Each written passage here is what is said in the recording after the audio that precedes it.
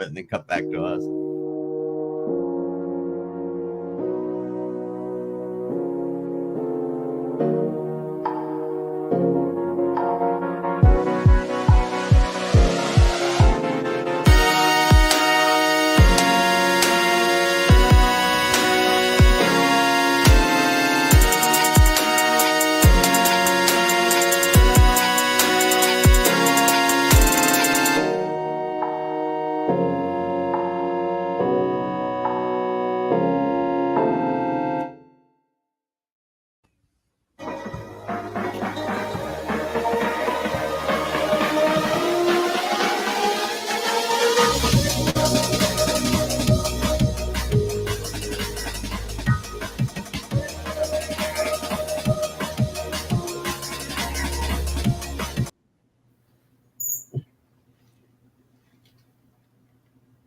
What's up, everyone?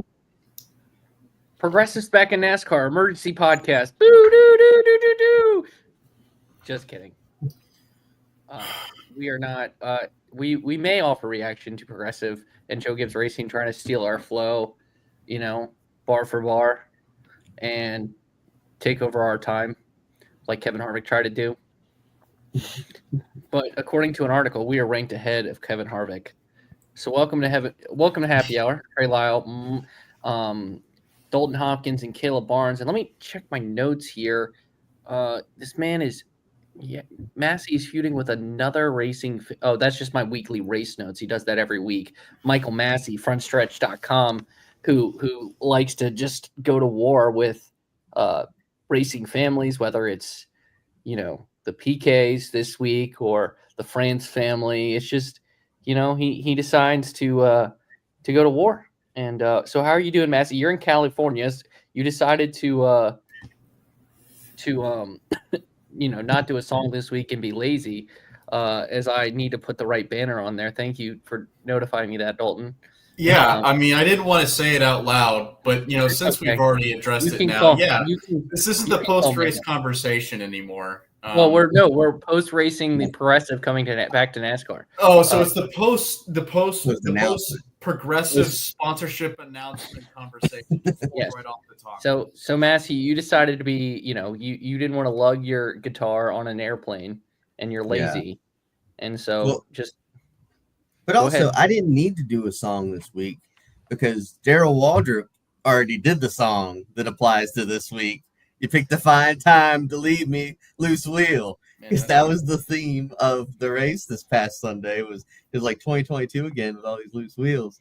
But yeah, I'm in Vegas for right now. I'm heading to California in a few days. I'll be at Thermal, and let's just say there were more than two families that were mad at me after one of them. I think I squashed out there at Vegas, but there's always people getting mad at the old front stretch. We're like the you. No one's gotten mad. Well, no, someone has gotten mad at me, but that was more NASCAR, maybe at the actual racing family. You're like the Denny Hamlin of media, where people just get mad at us for no reason, I feel like. And we're also and we can't win a championship. Would Denny Hamlin technically be the Denny Hamlin of media, since he does kind of have his own podcast? I would say Denny Hamlin is the the Kyle Larson of media. He's like the best at it. He always wins. Yeah. Interesting. Mm-hmm. That's actually our whole show. We're going to talk about all media outlets and relate them to drivers. That's actually our whole show. All right. Let's get into it. Dalton, how are you? Good? I am great. Everything is fantastic. You look sexy as ever. I thank you. I just cannot wait.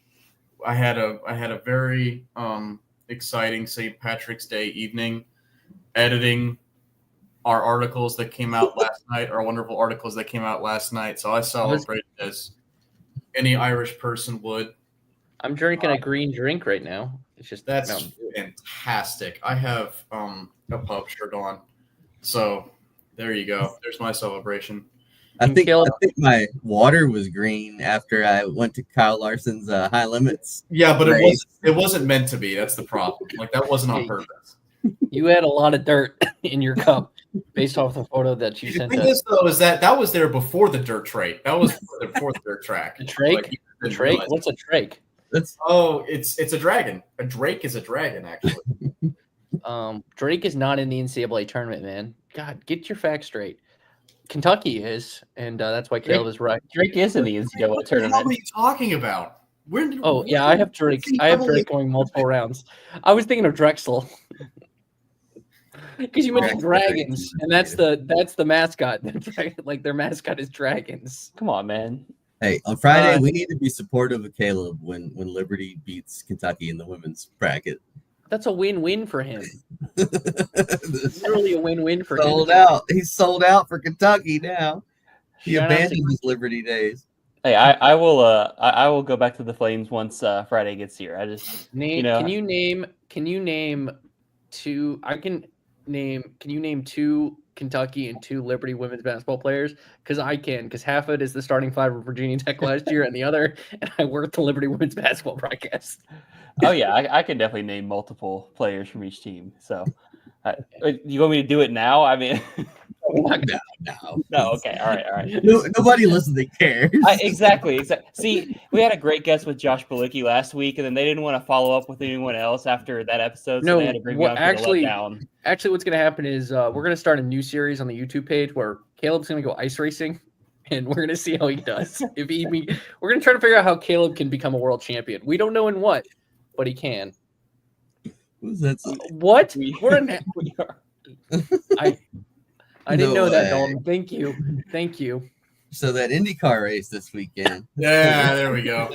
So, all right, let's dive in. So we're about to go to war. It's just, I was trying to stall this as much as we can because we did have tempers flare in the group chat this weekend. So as always, sit back, relax, crack open that cold one, unless you're driving, of course, or if you're under the age of 21, like I thought Caleb was for 6 years. Let's get into this. Michael Massie, you have one side of the Josh Berry debate, and Dalton Hopkins thinks he sucks. So go ahead, and I'll let you have the floor. Well, I don't know if we there's a clip I pulled that we could play. I don't know. I can get it.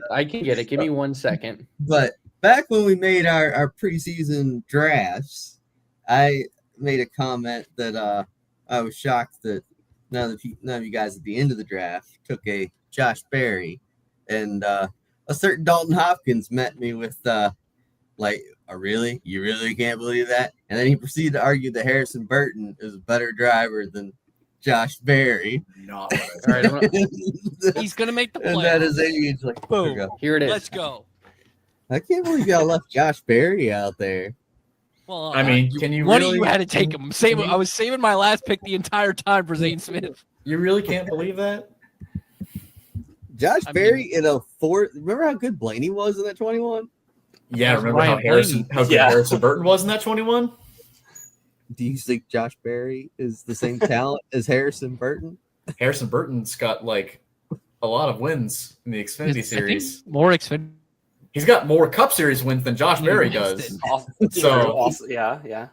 And Josh Berry drove for Stewart Haas Racing Wow. in the 4-car. Well, I mean, Harvick was going winless in that car at the end. Yeah, that's true. So, as you can see, that Somebody add air horns in the post. Somebody. So, Caleb, are you editing? Who edits this? Who's editing this? I can. It would be Somebody add obnoxiously, maybe not obnoxiously loud, but like obnoxious air horns. Good news is it would only be on the social clip and not in your ears if you're listening on the podcast version. Yes, sure. But yeah, so basically, I'm saying I'm not doing that tonight. I got that. Josh Berry, back to the topic, back to the NASCAR podcast. Josh Berry went out and has tied Harrison Burton in wins now in just his fifth start in the was 5 or 6. How many races are we in now?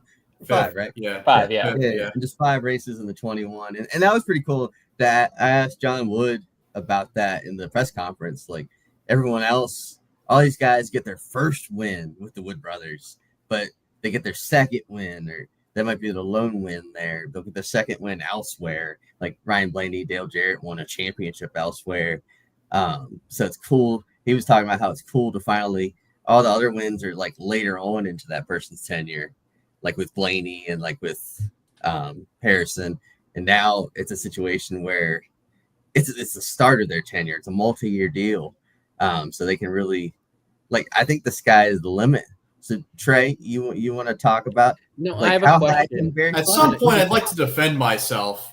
Okay. We saw the tape. Well, let's go to Trey. No. Oh, there it is. No question. Censor me again.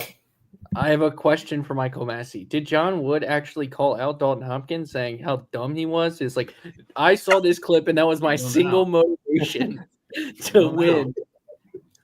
I wish that I'd have been on the floor of the media center if that happened, just laughing so hard. I probably would have responded with, "Man, you really you don't have anybody better to call out? Like you're gonna call?" No, he called out. He did call. Wait, he did call out someone. He called out Bob Pockrass. He did. Yeah. Bob Pockrass. Yeah, Bob Pockrass. Me. Like it's not even close. It was funny that John Wood was also, he said that like when they do well, people call them a Penske team, and when they do poorly, people call them the Wood brothers. Yeah, it was a funny line by him. Great press conference, by the way, by the whole Wood brothers and Barry.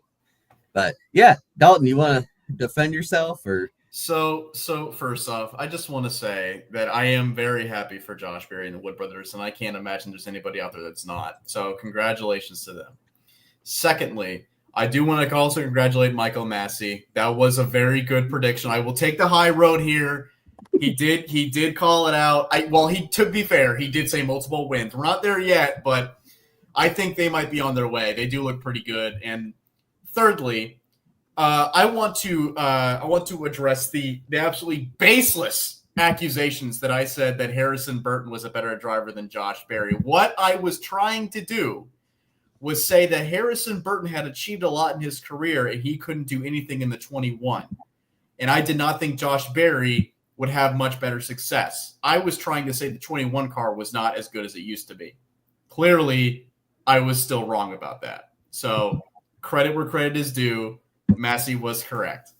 But this is back going into this topic though about Josh and the Wood brothers.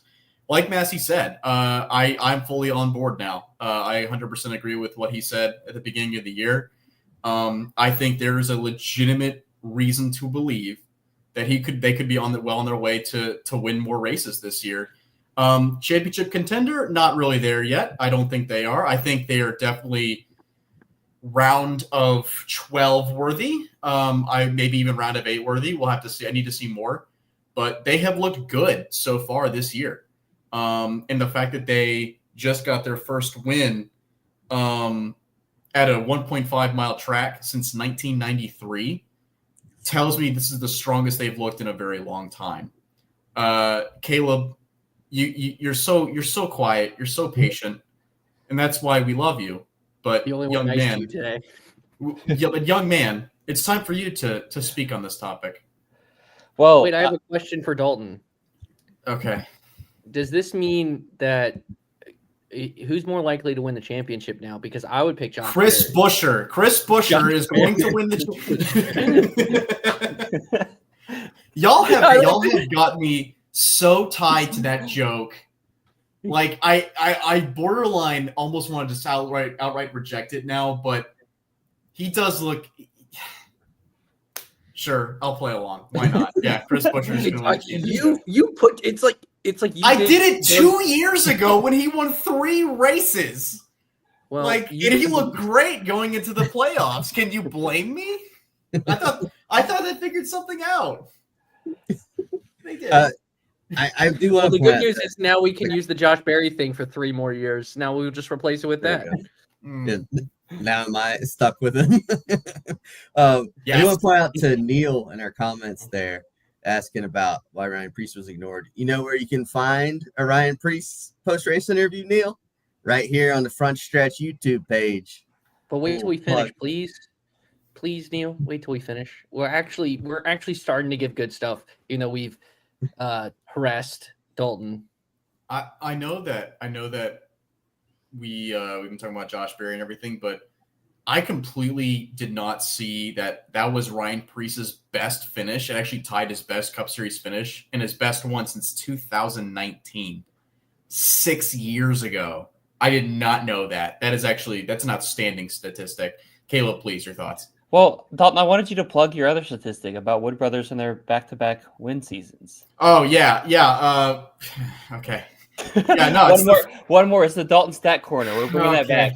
Yeah, I mean, I wasn't the only one who reported this. I mean, I was the first one, but I wasn't the only one who reported this. It's the first time that Wood Brothers has won races in back-to-back seasons since 1987, and both of those wins were with Kyle Petty. So they have come a long way. They look fantastic now.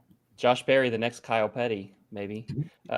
I wanted to bring up Massie. You mentioned how big it is for them to get this win kind of earlier in their tenure together. I think it's also huge for just the expectations kind of as the season and these tenures go along, because you see with a lot of these other teams or these other guys that come in and they have a team change, whether it's a crew chief or they go to a new team, or even these young rookie drivers going up to the Cup Series, like the longer they go, and we're going to talk about one of those other drivers, the longer they go without like having that win or getting that first win and breaking through, the more pressure there is. And the more is like, when is Chase Elliott going to get that first win? When is Ryan Blaney? When is William Byron going to get that first win? And it takes them 2-3 seasons to break through and get there. And for Josh Berry to break it with the Wood Brothers this early at a time when people weren't really like expecting or looking for him, I think like it's not really going to be mentioned as much, I guess, now that he has it. But I think you can't underestimate just how big that will be for the team and their chemistry going forward, competing for more wins and kind of maybe establishing themselves as are we going to call them a fourth Penske car? I know John Wood said they are the Wood Brothers. But it looked like pre-2022, pre-Harrison Burton Wood Brothers form, with the way that they had that car going with Ryan Blaney, Matt DiMenedetto, Paul Menard. I think those were the guys in that car before. So it was great to see Josh get that win. And I think them like finding that chemistry and hitting on that early is really going to allow them to like, not that there was any pressure on them to begin with, but it's like taking off a bunch of pressure that would have been on them, if that makes sense. I feel like doing some sort of like Matrix type of thing of like, it would have been this way, but now it's not going to be because they got that win. So we're going to talk about someone in their first win and the pressure on them and how they've struggled of late. Neil brings up a good point. He's qualifying up front, not fixing the car during the race. Like last year at his crew chief, I brought this up in post-race conversations, ironically, the mistake I made earlier to, start of the show, tie that together. Tune in this week. Tune into that after the race. Tune in on Sunday, post-race conversations. But first, tune into the watch party, which I still have to figure out who's going to be on that this week. Oh, boy. But in seriousness, I said, people are going to – there's a lot of people out there right now dunking on Harrison Burton, and I think it's completely not fair. This was a complete reorganization of the Wood Brothers team. When they – it's not just they rolled Josh Berry out there. They rolled John Wood out. Like, the kids have now, the next generation of the family is running the team. That started late last season. This is a complete reorganization of the Wood Brothers. And this is a new crew chief. This is a new crew. I don't know what the Penske Alliance was or wasn't. It probably was similar to what it is now. Maybe a little bit better. Maybe because they thought they were getting more money from Harrison Burton, that they could rely on it more. I truly don't know. I don't know. But this is a complete organizational reshuffle at the Wood Brothers, including, and that is a big part of this. And it's a big part of why I think Harrison won in Daytona last year. I think it's a big part of why they improved in the back half of last season. And now you have Josh Berry, who is it's the veteran rookie. Like, I know he's not in his rookie season, he's in his second season, but he's still he's 34, and he's had just as many laps around a racetrack as any guy in that series. just happened to be on small short tracks across the country. It's why I sat here and thought he was going to win at Martinsville. If I had to pick the race he was going to win, it was going to be that one. And he goes and he wheels it at the end with at a racetrack he's won at. He did in the Xfinity Series. And he outdueled Daniel Suarez. He outdueled Brian Preece. He outdueled Ross Chastain. He outdueled William Byron at the end with kind of a workmanlike effort where everyone around him was chaos, whether it was loose tires or bad strategy or mistakes here and there, whether it was on pit road or whatever. He kind of had a workmanlike day. He was up front most of the day. And then at the end, he's on the front row for the final restart. And, he won it. And you have to give credit to, I think, another person to give credit to is Dale Earnhardt finds another stud. Like, I think he finds Brad Keselowski. He finds Martin Truex Jr. And now he's found Josh Berry. Like, you have to give Dale a lot of credit for the eye of talent he has because he's, you kind of see it with Carson Kvapil right now. He's got a good eye for talent. It'd be interesting to see if Dale makes it a Cup and what happens there, but that's a completely different conversation. But you have to give Josh Berry a lot of credit. But before everyone goes dunking on Harrison Burton, this is more of an effort of the complete reshuffle of the Wood brothers, the kind of realignment that they got, and it worked out for them in a lot of successful results. Not saying that if Harrison Burton was still in the car right now and they had all the other changes that they would win at Vegas, but I don't think it's as simple as, we swapped out Josh Berry to defend Dalton a little bit. To swap out Josh Berry and put Harrison Burton, or swap out Harrison Burton and put Josh Berry in, we're going to start winning races. No, it was the complete organizational restructure was the cause to this effect. Yeah, I completely agree with that, Trey. The other thing is that Ford has been faster out the gate this year, whereas last year, remember we were like a third of the way into the season saying, when's Ford going to win? Like they don't look good. And like the champion didn't win till Joey Logano. He didn't win till halfway into the season. So the Fords have come out with really good pace. You could argue, they probably should have won the first 2 races of the year and have been in contention every week. And that really wasn't the case through the first 5 races last year. I just want to say that, like, to what Trey was saying, like, none about this. I think everyone here would agree. Nobody here is going to denote Harrison Burton. And none of us doing. Look at what he's doing. Right. It's not like he's just sitting on the side. Look at what he's doing right now in the Xfinity Series. Mm-hmm. 3 top 10s in the first 5 races with AM Racing.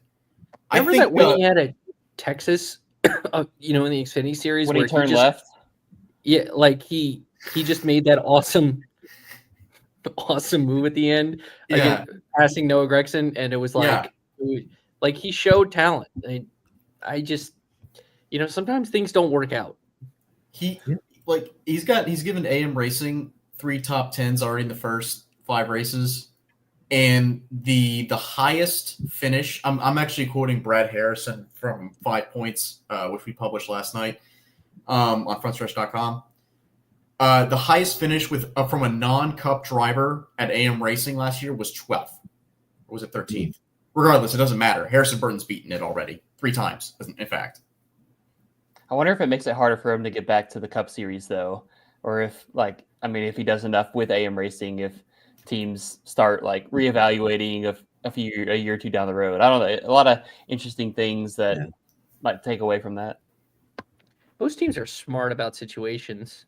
Like, it could be a Ty Dillon situation where, Ty's had all the talent that, according to Tom, he was viewed as the more talented one, and he's just not had the right situation fall in his hands. And we're starting. So I don't know about that. But any other thoughts on this win for Josh Berry? This is very cool. Good one. I hope it opens the door for more grassroots guys. That's another way to look at it. I think we're starting to see it, honestly. You have what's the modified guy who's doing races with Gibbs? Bonsignor. Mm-hmm. Yeah, I think Carson Kvapil, Caden Honeycutt, who's shown Dawson a lot of talent. Dawson Sutton, Bubba Paul. I mean, Bubba doesn't Lane have more Riggs. starts. But yeah, Oh, Lane Riggs, Riggs is a good example.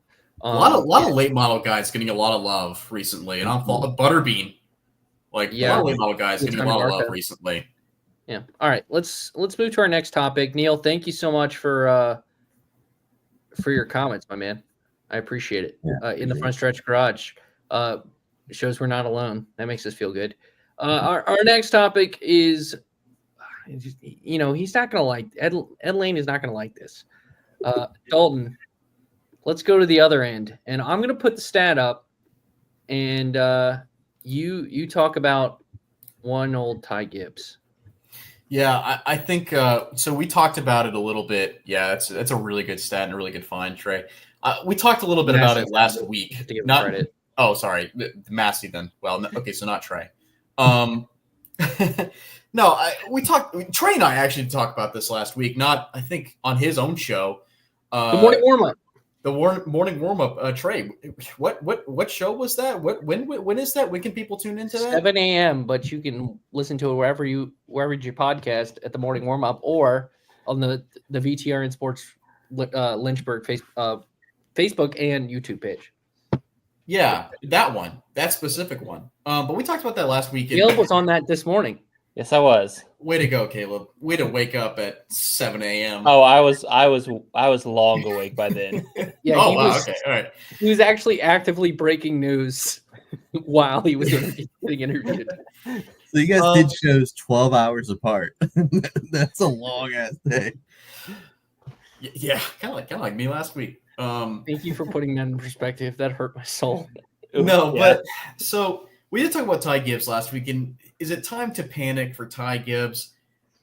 Last week I said I didn't think so, and that's because he's had rough starts before, where he's had a rough couple of races to start off a season, and then he kind of shows up a little bit later on. He shows some good results, but we have raced at a super speedway, we've raced at a road course, and we've raced at an intermediate now. And I guess can you even call you can't call Phoenix a short track, but it is short track-esque in a way.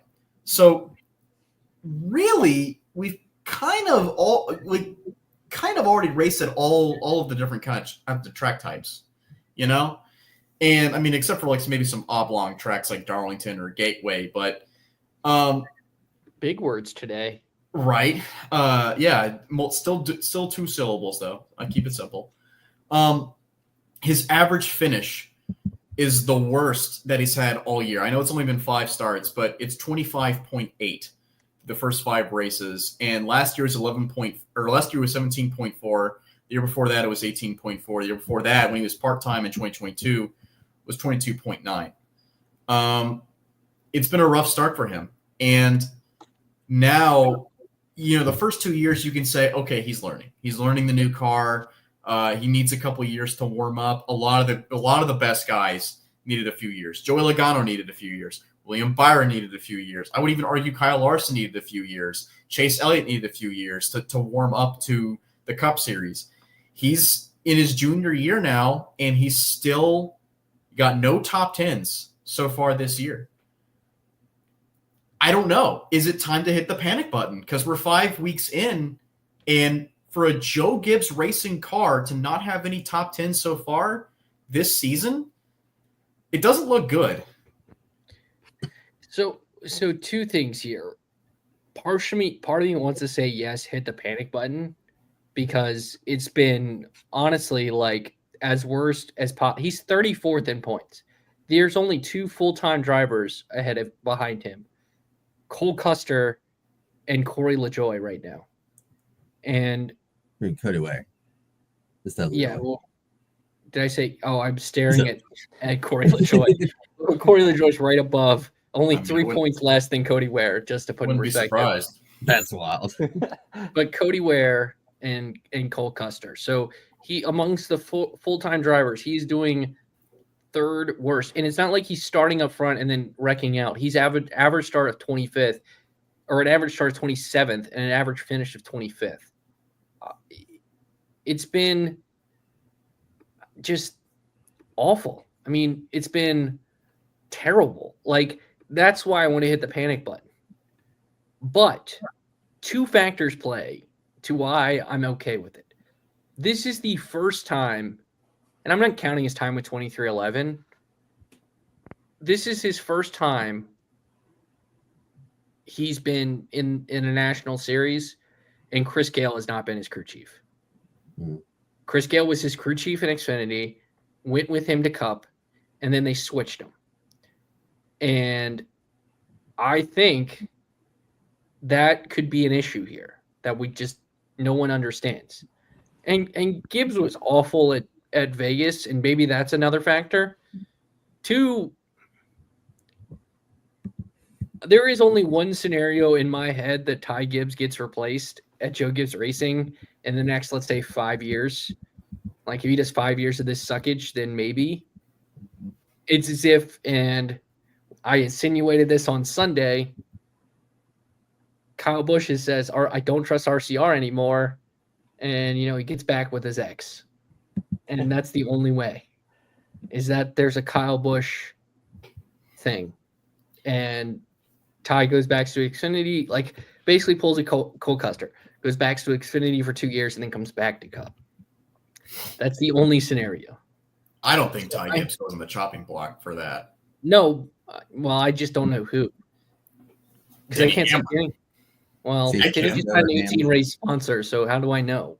Well, I'm not saying this year. I'm just saying. No, I'm just saying that would be the only scenario where Ty would lose his right. Let's say Progressive only wants to be with Denny Hamlin, and they're locked in for the next couple of years. Like the sponsorship works out where Denny's locked in, or whatever. Like, I'm just saying that's the only scenario where Ty gets cut. Mm-hmm. It would have to be like a huge signing, like Kyle Busch. That kind of yes. And so, or he goes to the third 2311 car. Like, there's like 600 different scenarios. But so for this season, yes, hit the panic button, but no long term, because 1, it appears Gibbs did not have the speed it wanted at a mile and a half, and you throw in a lack of confidence, and 2, he's dealing with a completely new crew chief, which he's never had to deal with at this kind of level before. He's just used to Chris Gale. They worked well together, and it's still only 5 races. I could see him easily winning a race, so he's in a Gibbs car.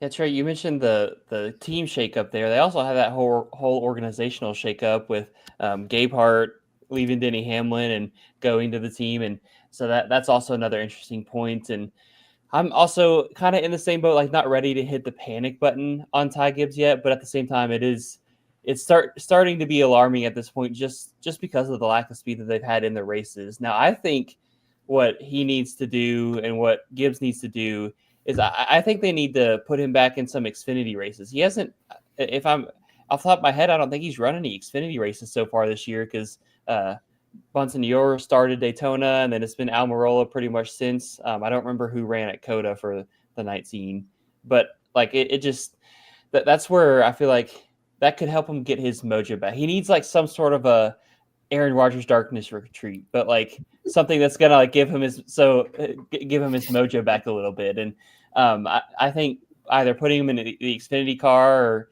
getting him somewhere where he's more familiar will kind of like it just seems at this point seems kind of mental. I feel like that he's in his own head, and I think he needs something else to kind of get him out of that funk, because Ty Gibbs, man, I hate to say it, we're closing in on Austin Dillon territory pretty quickly here.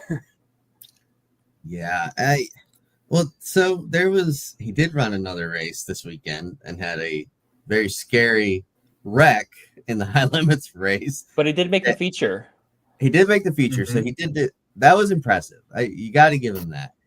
But he had a bad flip once the feature started on like lap 2 of it, I believe.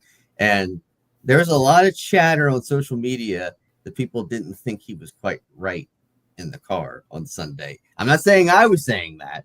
I'm saying the people on social media were saying that. So I do wonder, like, apparently he was saying some weird stuff on the radio or something.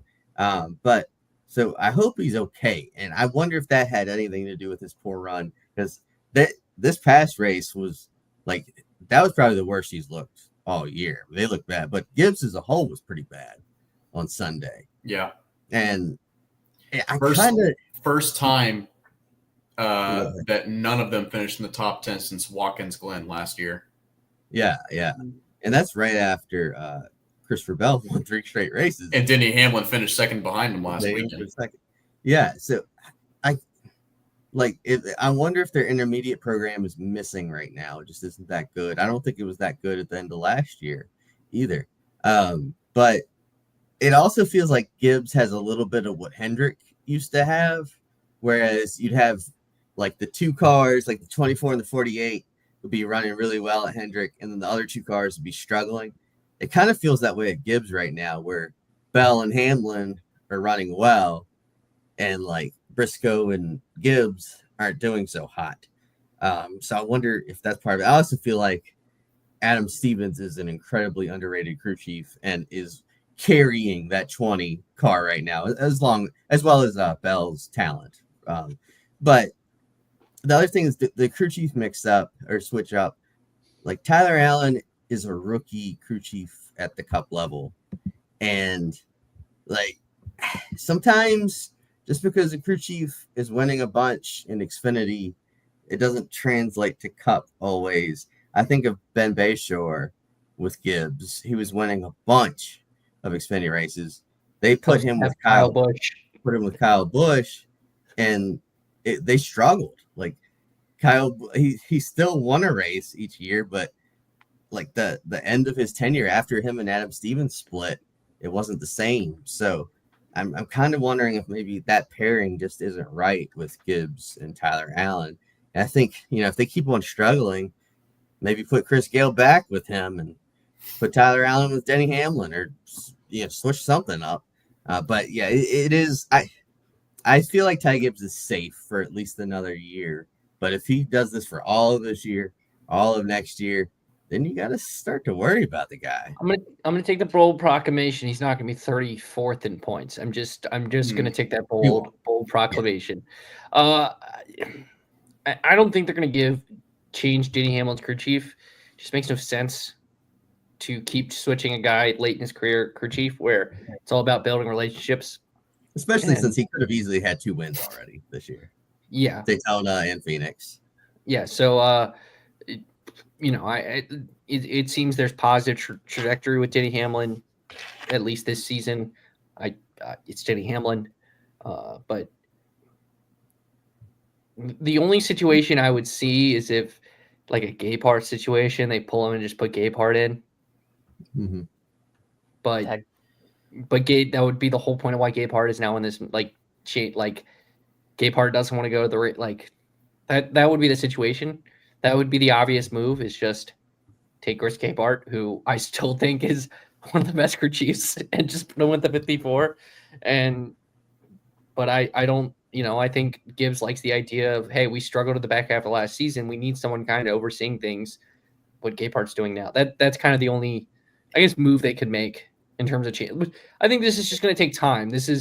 I think Gibbs went with a long-term play with Ty Gibbs, knowing that, hey, he might get a win this season. He's going to get a win eventually. Let's build this relationship and take our lumps early and see what happens. That's kind of where I settle at. Because again, it's a Gibbs car. At worst, you can have the bare minimum talent, and it's a Gibbs car, and you're going to win a race. It feels like that sometimes, because those cars are that good, and they still get to go to Richmond and New Hampshire and all these tracks they're really good at. So, yes, no. Will Ty Gibbs make the playoffs? Real quick. No.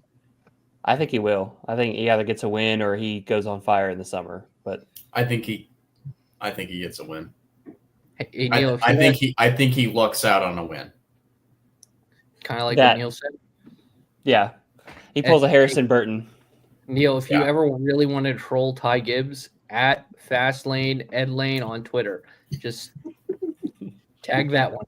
Go ahead, go wild. But you cannot say we sent you. Okay? Yeah, just do it out of the blue. Just randomly. We'll see what happens. All right. Moving to our next topic, Caleb. Oh my God, guys, I gotta go. I had to run outside, as you saw it, because apparently my wheel became loose after the race this weekend. So, Caleb, you wanted to discuss that? Yeah, we had a litany of pit road problems this weekend. It was just really sloppy from the get-go. And the first stop, I was like, oh, well, that's product early in the race, whatever. But then it just, time after time, it was problems on pit road. And the loose wheel was the one that brought out the cautions and really shook things up. But even, I mean, guys just kept making mistakes and speeding and getting penalties and everything else and just derailing their own days as well. But on the loose wheel situation, there's a really unique thing that happened that I wanted to touch on and get your thoughts on. So we had that moment where, so Chase Briscoe started this whole thing off with losing his wheel in the middle of the pit cycle and throwing a bunch of people off, shuffling up the field, which made for a really interesting race. But as he's making his way back through the field, he's still a couple laps down. Christopher Bell has found the front of the field and he's on pit road and he has another loose wheel as well. And like watching the four of the split box on pit road, they're going down and all of a sudden Bell's like pulling over and stopping. And I'm like, where's he going? I thought he just stopped. And then he pulls into a box and like his crew isn't running. Like there's not a crew running out to get him. And like, what's going on? Come to find out, he somehow found his teammate's box. He found Chase Briscoe's box and pulled in and they tightened up the lug nut real quick and he was able to get out on the track. I want to pose the question, and you all can give your thoughts on the sloppiness as well, but is this something that NASCAR should step in and prevent? Is it something they could encourage? Because we know these teams, as soon as they see one team do something that might give them an advantage, going and taking a pit road penalty and restarting at the back of the field is much better than losing a wheel on track, getting a 2-lap penalty, and especially if it's at a road course or a place where you're just going to never be able to make that back up.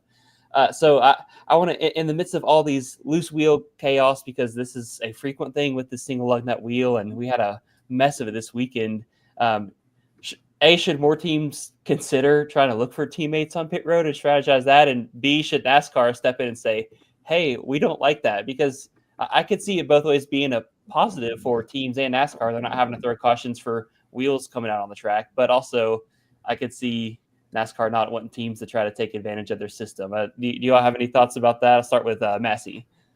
Well, I was fine with what the 20 team, 19 team did because ultimately it's the same thing as like the reason it's a penalty is because it's a safety hazard. And that's the thing. It's like with the caution. The caution should be for safety, not entertainment, not for whatever. It should be about safety. The same thing about these rules like this. It should be about the safety. And I think you don't want a situation where the tire flies off, like the Indy 500 a couple years ago, where the tire flew out the arena and hit some lady's car. You don't want anything like that ever happening. Lady got a free car out of it, at least. Mm-hmm. Yeah, she did. It worked. Like that was the best case scenario of that tire flying out. It could have been so much worse. But that was not because of a loose wheel. That was like just a freak accident. Sure. But you have a loose wheel, it goes up in front of a car, they hit it. That's what you don't want happening. And so I think anything you can do to avoid that, if it is pulling in someone else's stall to tighten it, I'm fine with it. And like I think that times we'll see it. Like it didn't Bell didn't win the race because of it. He stayed on the lead lap, but he still had to go to the tail of the field. I think I just didn't really have any issue with it. My issue was more with these tires overall. And I don't know, should I save that opinion and let you guys talk about the rules on this, or should I just unleash it now? Yeah, save it for a second, Massie. So Okay. I agree with you. I'm okay with it. I thought it was creative. Like it clearly was the right call. Like you saved yourself essentially 2 laps and that's assuming it came off. You probably saved yourself at best a lap because if he just went back around, he would get lapped on pit road. But I think more importantly, you saved your 2 crew members, from getting suspended. That affects you even bigger than the 2-lap penalty. You can get the 2-lap penalty back. We've seen guys get 5-6 laps back, already this season. 4 exactly. So you can get that back. It's more of the 2 pit crew guys because it affected, it like look at Kyle Larson. Kyle Larson lost his pit crew. His pit crew was slower. It also affected Justin Haley because they took 2 guys from Justin Haley's crew and put it on the 5 car. And Justin Haley had the worst pit stops all weekend. So, like, think about the effect it would have. So, I think it was a smart move. There are many other rules in NASCAR I would want changed over this. So I'll be okay with keeping it the way it is. What do you think, Dalton? Pretty much, I don't think really anybody's going to disagree that wasn't a very heads-up move by Adam Stevens and Christopher Bell and the whole 20 team. Bizarre, for sure. And now it'll probably happen more often. I think crew chiefs, now that they've seen that, they'll probably take a look at a closer look at when tires change. And they'll probably say, hey, we missed a tire, or hey, that tire's loose. Pull into this guy as your teammate's pit box right here. And we're going to see that more often. Maybe not every week, but we'll see it a little bit more often now. Now that they know that they're not going to get penalized for it, at least not the loose wheel penalty. And then that leads to my other point, which was I think we have a happy medium that they are still getting penalized, but not on the severity level that they would with a loose wheel. It's almost like NASCAR is like rewarding them for being a heads up, like getting a heads up on it and like realizing that there is a danger in their car and rectifying it before they can get out on the track and do any damage. But at the same time, they still have to punish them because they're not pitting in their pit box, right? They're pitting outside their pit box, and they can't let that go rampant because people will start abusing the hell out of it. So I'm glad that is the call that ended up happening. I'm glad that team did not get penalized for a loose wheel because they fixed it before they went out on the track, and it was common sense. Common sense won the day. Anytime that common sense wins in a NASCAR race, that's a huge win in my book. That is an overall win in my book. I just posed the question because I could see teams taking advantage of it, especially in the playoffs. If you like Hendrick, you got 1 or 2 teams left in the round of 8. Like I could see them strategically placing one of the guys who's not in it anymore, like in one of the pit stalls to the front, just in case that happens. Versus these single or 2-car teams, which we don't have many of those anymore. But it feels like it would be more of a struggle for them to try and do the same. Like I'm not seeing Ricky Stenhouse isn't going to pull into a Hendrick box and them tighten up his wheel necessarily. But at the same time, again, it's the whole, like, I don't know, that's all a bunch of whataboutism and like how much does it affect the race? I am curious to hear because again, that's the other thing. Like someone was like, or people were just, I mean, it's a freak situation. This is a super one-off incident, but now that teams have seen it, like they're going to take advantage of it. Maybe not all the time. And some of the teams pitting towards the front of pit road won't be able to catch it all the time, but we have seen NASCAR penalize guys for heads up things before, like Tyler Reddick. I think about this just one super specific example, but when he like had an accident or a flat tire or something at Sonoma, rather than going all the way around the track and littering debris, he just cut the turn 11 back and went down pit road, and they penalized him for cutting the course, even though he, I guess, technically went backwards. But that's again a one-off example. But these tires, it is a more frequent thing, and now I'm curious to hear Massie's little what your thoughts on these tires now that we're talking about that. Well, first off, I would say I am glad it is a pitting outside the box penalty, because if it wasn't, if they were like, yes, he's in a pit box, then you could see a deal where, okay, Kyle Larson's in contention for the win, but his pit stall is terrible. He's blocked in every stop. So instead, he's going to pit in William Byron's pit stall the rest of the race. So I'm glad we won't have that crop up. Also, I do want to give a shout out to James Small as well, because he gets a lot of flack, and Adam Stevens has gotten a lot of praise for this. But for James Small to have, the awareness to see that 20 car coming and say, "Hey guys, go tighten that wheel," without any communication between the two teams, I was impressed by that. They got lucky; they hit the right one too, because they didn't know which one. They just hit the front. And right. then they said Bell was pointing at it. Oh, okay. That's what Small told me after the race. But the thing is, the wheel itself, I'm reminded of a joke I heard Jay Leno say like 15 years ago. And of course. The cell phone, the evolution of the cell phone seemed backwards, where it seemed like you would be able to text people. Then the next step would be you'd be able to call people. Instead, it kind of reversed to where we don't call people anymore. We just text them. I feel the same way about tires. It feels like you would have had one lug nut, and then people would have been like, whoa, this is way too easy for them to come off. Let's have 5 so it's more secure. And instead, and it's not just NASCAR. I realize it's the car manufacturers themselves have gone to like single lug nuts in the manufacturing. And I get it works for a consumer car because you're not rushing to put it on. It works for Formula One and IndyCar because you're putting them all on at once. So that guy's one job is just to sit there, tighten that one wheel, bam. It's, but in NASCAR, you have guys sprinting or whatever track. You have guys sprinting around the car, trying to do 2 tires in 8 seconds, and that is a recipe for failure. And so why are we doing it? Why do we have 1 lug nut? Just go back to 5 lug nuts before something crazy happens, before a tire does get launched into the grandstands. At least give me 3 lug nuts, something. It just feels like you're asking these guys to do an impossible job, and they do it so great every week. But the one time they mess up, it's just such a horrible catastrophe happens with the tire flying out of there.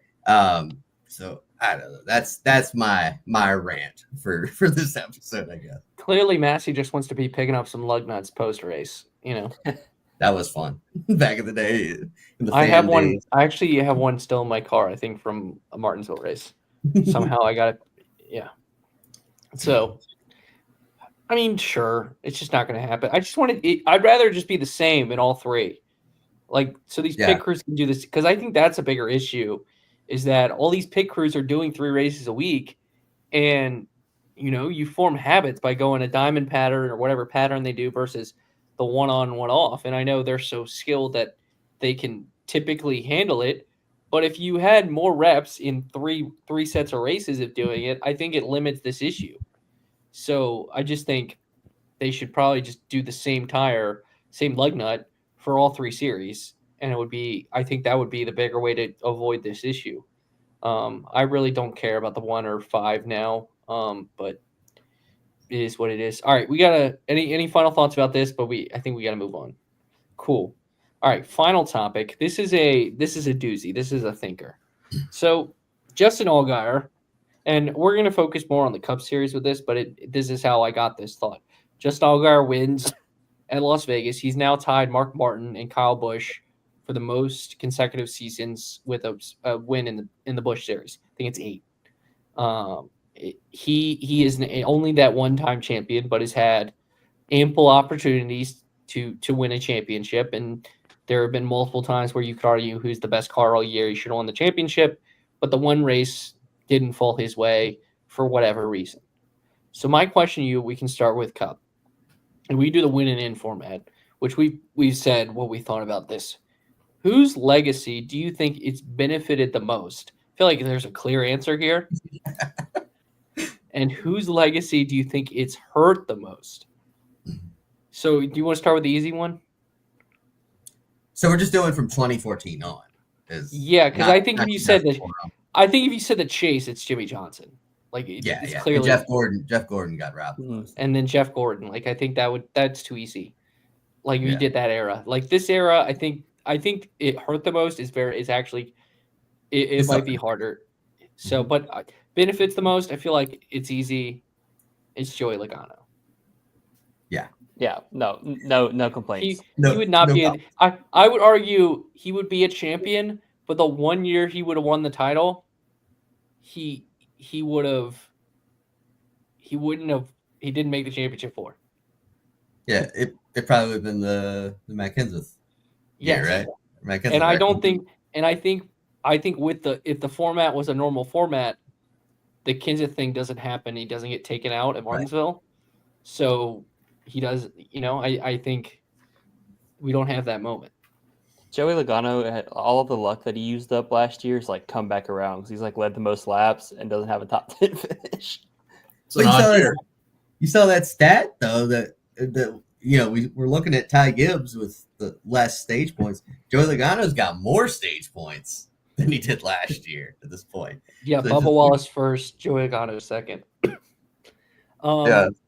All right. So who do you? So I think another person probably is Ryan Blaney, just because I don't think he would have won that title last. Penske, I guess. Yeah. Like I'm trying to think of other guys who would have benefited the most from it. Are we solely talking about who benefited? Or are we talking about? Can we also mention who has not? Who has? No, we'll get to the other side in a second. We're gonna get to the other. Okay. So yeah, I want to talk about who benefited. Because I do have a couple guys who have been absolutely. I mean, you could throw Jimmy in this. Yeah. Well, Jimmy's the most obvious. No. But we're not counting the chase. So he had the 6 titles. Like 6. He wouldn't have 7. Oh, we're talking about the playoffs. Yeah, we're talking about the win playoffs. and in for Okay. the win and in. So that's why we said Joey Logano is the clear first choice. But you could throw Jimmy in because he doesn't win that title. He's not a 7-time champion. Mm-hmm.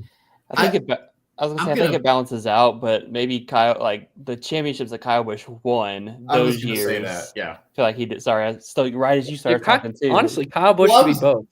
That's what he's saying is that it kind of balances out. Like Kyle's kind of benefited, but he's also suffered from it.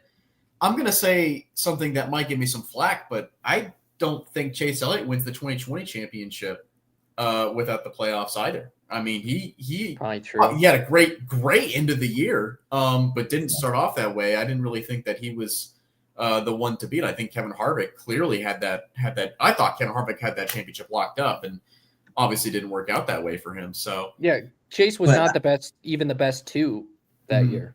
I think it evens out because Chase, like 2022, I think. Yeah, 2022 Chase, and that's a good point. That's a great point. Is that Chase 2022 Chase like. Yeah, I think that was like, I don't know. I don't want to say peak Chase Elliott, but it's pretty darn close. Like it's like second, very close second place. But you don't. I feel like we're dunking on Joey Logano. I want to give Joey Logano a lot of credit. Like well, Joey's playing the game. Yeah. Like, this is a really, and generally this is a dumb question because every driver would race differently if it's a different format. Mm-hmm. I feel like Joey Logano would be someone who would his best skill, and him and Paul Wolf's best skill, is exploiting any situation to their most benefit. It's why there are 3 but Joey wouldn't be a 3-time champion. He might be a 1-time champion, but he wouldn't be a 3-time champion. And so it's just it would be interesting to see. I'm trying to think off the top of my head who would. Well, I could throw a truck driver in there, and that's Ben Rhodes. 2-time champion now. Yeah, for sure. Daniel Hemrick, the Xfinity Series. Daniel Hemrick, right off the bat. Yeah, that's also a very great pick. I think Tyler Reddick, 2018 Tyler Reddick. Mm-hmm. I don't think he gets that championship either. I would argue Daniel Suarez, 2016, doesn't win that championship, which I'm kind of curious. Like, if the playoffs didn't happen in 16, does Suarez get the Joe Gibbs ride after Carl Edwards retires? I don't know. I think there is an argument that maybe not. I think he does because it was so late and it was so unexpected that they just had no choice. Because I don't Jones. I'm sorry, Trey. I didn't mean to interrupt you. Because I think Jones was locked into the furniture row. He was locked into the furniture row. But who's to say that Gibbs can't just say, "Hey, never mind. We got to move him over to the 19 instead." But then they would have to fill it. They could have done it. That's what Penske did that when Brad left. Like, exactly. Cindric was. You're right. Exactly. Like Cindric was supposed to go to the 21, but then Keselowski left, so they put Berger in the 21. Here's a unique one. I know they eventually shut down, but does Furniture Row shut down earlier if they don't win that championship? Which, granted, maybe we flip it the other way, in that they might win more championships with the other format because Truex was so good. Truex might have won 2 in a row. I don't know. So.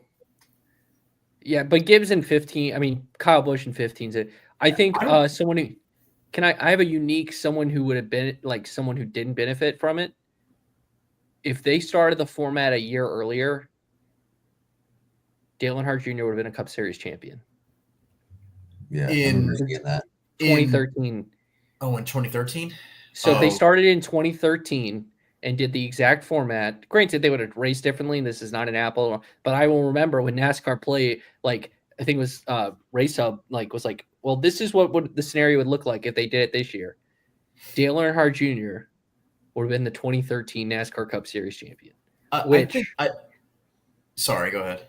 Which, granted, again, these guys would have raced differently, Mhm. but that's interesting to think. Like, if they started, and I'm, because in 2013 they thought of this. Like, it was the year they thought of it. I mean, if we're going into what ifs, like 2015, I think is the biggest what if for me for Junior Nation, because it's like, what if NASCAR did give the win to Junior at Talladega, and they didn't outright call the end of the race before Kevin Harvick 100% on purpose wrecked Trevor Bayne on that final restart? Because if Junior wins that race, then he goes to Phoenix and wins again, and he's in the Final Four. Yeah, that's true. That is a good point. And people like to build up these championships and talk about like Mickey Mouse leaves like a false legacy. I don't think it does that necessarily as much for the champions, maybe outside of Joey Logano, but I do think it hurts some more of the guys who maybe could have left a better legacy. And I want to hear you guys because again, you can go through every single year and basically pick like who was the most deserving champion, who wasn't. But I think the guy, maybe Joey's the most benefited guy. I feel like the guy in the last decade of NASCAR that's been consistently the best, consistently hurt, has been Kevin Harvick. Do you guys have any thoughts on anybody else? So are we going into guys who have not benefited, who have been screwed by it? Yeah, maybe have more championships. Because that was my number one, honestly. Because Kevin Harvick would be a 4-time champion right now. Yeah. If it weren't for the playoffs. Larson would be a 2-time champ. Kyle Busch would be a 3-time. I think Hamlin would have gotten a championship somewhere in there. I know they keep track of the classic points, but like stuff would have been differently. I think he would have gotten a championship. So this goes back to the chase in general, but technically in 2014, if they just had the regular playoffs, Jeff Gordon would be the 7-time champion. Yes. Yeah. And I would argue if Jeff got the 7-time championships, he would have a better argument to be the GOAT than Jimmy. And granted, I think Jimmy's the GOAT, but I think Jeff would have a better argument with the 7 titles. Because Jimmy never went toe to toe with one of the GOATs where Jeff did. Like as if LeBron got to play Michael Jordan 1-on-1 and beat, you know what I mean? Like in his prime. So who suffered the most in Xfinity? Because I know I think it's Justin Allgaier. Everyone says Justin Allgaier, but like, is there anybody else? I think it's Bell and Custer. It's Bell. Elliott Sadler out there. Elliott Sadler. Ooh, that's a good one. That's a really good one. Yeah, I would argue that also. I think Cindric would be a 2-time champion as well. I think Chase Briscoe would be a champion. How about that? For sure. Yeah, I would argue Briscoe wins one of those titles, and like him and Cindric split the titles. He definitely wins, and I think he wins maybe in 2020 instead of Cindric. I don't know. Yeah, like 8 or 9 wins. He wins. Yeah, he wins that title and goes to Cup, and then Cindric stayed another year and won the title. Like that's what would have happened. He would have won the Hemrick title. Yeah. Well, like the 2016 year, it came down to that crazy restart with Suarez winning it. Like that year should have been Eric Jones or Elliott Sadler for sure. I think Sadler wins again in the next year in 17. Yeah, I think Elliott Sadler would be a 2-time champion by now. Yeah. Are there any truck guys come to mind? I know William Byron would be looking for the first. Yeah, Corey Heim for sure. He would be a 2-time champion at this point. William Byron would be the first guy looking to win championships in all 3 series if he would have. Actually, that might be a good one. Is Byron, because he would have won. He won the title in 23, and he would have won the title in 2016. 26. He won the Xfinity title, right? He won an Xfinity. Yeah, he did. But he did win that one because of the playoffs. It's like a whole because Sadler got into Ryan Preece. So Sadler would have won in 16 and 17. as a My Hemrick hot would have take. won a. Here's the crazy thing: Hemrick would have won a title. He was the highest playoff. He was the highest finisher in 2018. My hot take. I think Ross Chastain's a Truck Series champion. If it weren't for the playoffs as well, I think 2019 warranted enough success for him to be. He'd probably be at least in the running for sure. I mean, I know he was in the running for the playoffs as well, but I think he definitely would have been the guy to beat in 2019 because he was going against Brett Moffitt, and that's about it. Here's another one. AJ Allmendinger would have been the champ over Ty Gibbs. Oh, wow. Interesting. That's a good one. Wow. I would have really? I actually would have guessed 2022. 22. Gregson won like 8 races that year, 8 or 9. Yeah, races. AJ. It would have been AJ, then Allgaier, then Gregson, then Gibbs. Wow. How does that happen?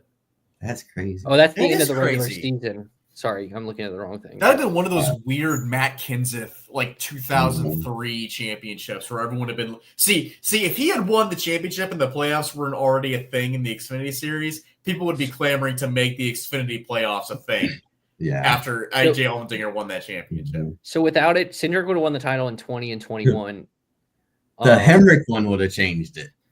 Winless in 18 wins the championship. That would have changed it. Yeah, 18 Hemrick won the title. There's gonna be guys that like are arguable no matter what you do. Yeah. And you know Well, what? it's the Denny We can Hamlin. end the whole argument with this. No matter what you do, there are going to be guys that are gonna win the championship that everyone's gonna be mad about.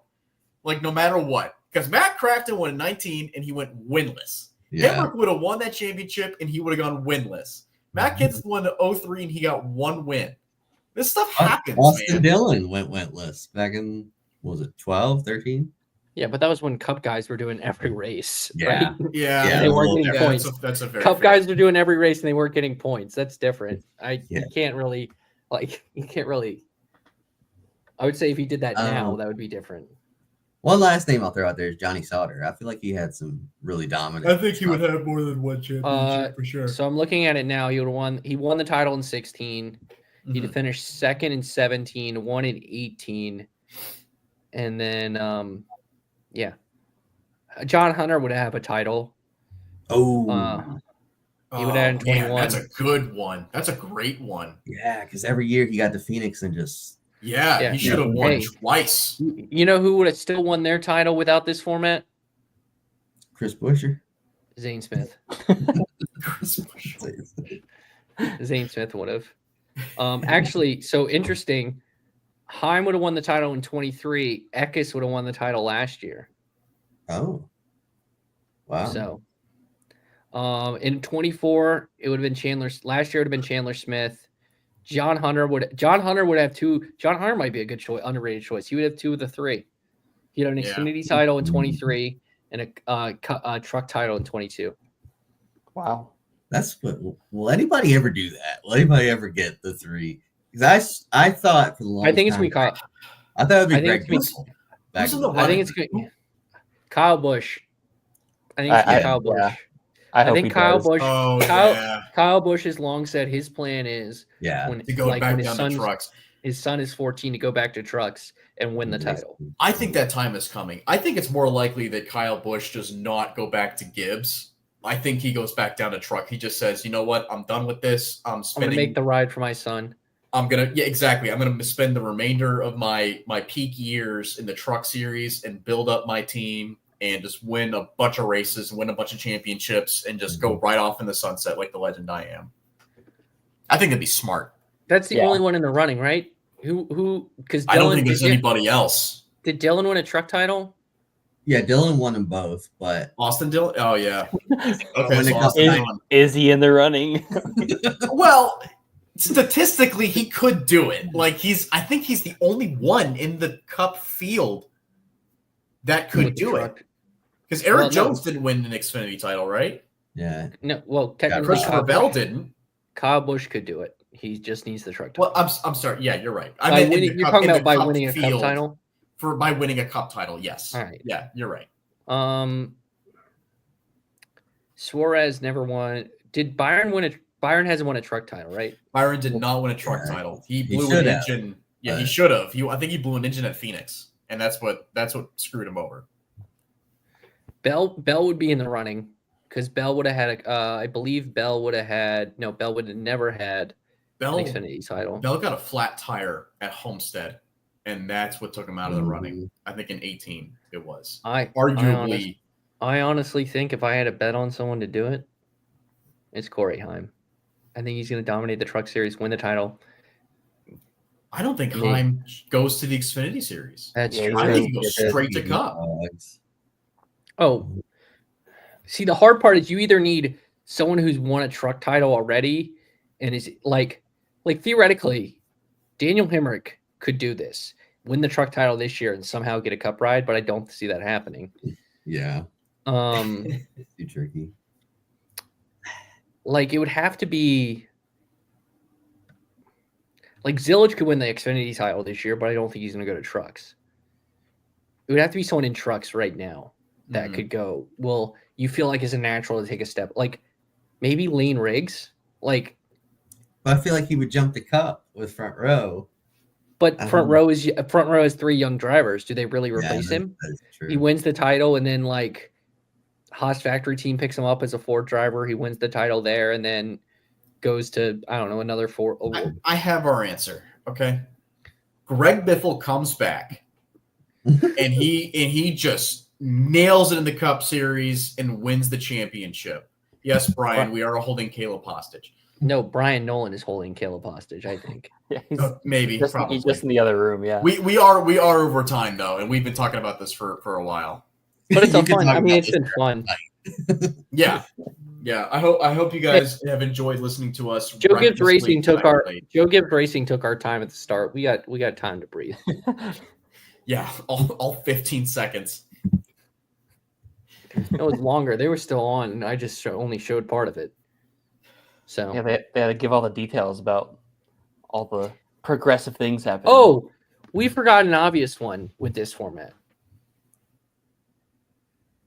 It's Carl. Oh yeah. Carl probably would have won a championship somewhere. Carl would have won the title. Well, he would have won a title with the Chase, but then he would have won the title. Man. Yeah. What do you want in 7? I kind of thought we were talking about the playoffs. No, we're talking about the Chase too. Oh, well, if we're talking about the Chase. No. It's a playoff format. Sorry, 20. Was it 28 or what was 20? It was 2014 on. The playoffs began. No, I know that. I'm trying to remember the year. It was Jimmy. Sorry, Harvick would have won the title. 2016, yeah. All right. 15, 16, I don't know. Yeah, it's 2016. But I think. I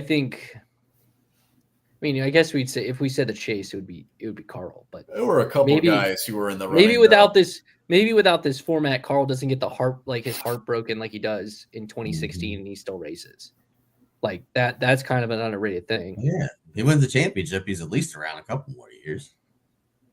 No, but he wouldn't have won the title in 2016. Oh, you're saying okay, yeah. If it wasn't an entertainment caution that cost him, naturally. Yeah, Harvick won the title, and he just lost it. Like he doesn't get his heart ripped out. He talks like that interview with DJD was so good, and he talked about how that was like the nail in the coffin of like, oh, this is my sign to leave. Well, if you don't get that sign, he's still racing, which that's selfish of us to say, given how revealing he was in that interview about like his. It's sounded like he's much happier now, which is awesome. And that's something he said over and over again. It's the best decision he's ever made. Yeah. So maybe we're wrong here, but it's kind of speculating. All right, we'll wrap up. So we'll have a watch party on Saturday or Sunday, whenever this race is. 3 o'clock on Sunday for Homestead. Weird that the truck race will be on Fox this week and the Cup race will be on FS1. I will be there. Dalton, you're at a race this weekend. I'm at Miami. Massie, you're at a race this weekend. And Caleb's at the NCAA tournament, so none of them will be there. I'm on a boat this weekend, actually. Oh, okay. Yeah. I know it's it's drivers only on Friday. Yippee. Which it's not really the drivers only broadcast because Kevin Harvick is not a driver anymore. Okay. Fox, he's an analyst. All right. We're wrapping up here. The NCAA tournament is on, so let's go to bed. All right. Check out Fire on Fridays, check out Thinking Out Loud, check out Stock Car Scoop, and check out Bring the Heat later this week with a great interview that Brian did with Michael McDowell. Check out The Betting Advice from Through the Gears with Wyatt Watson.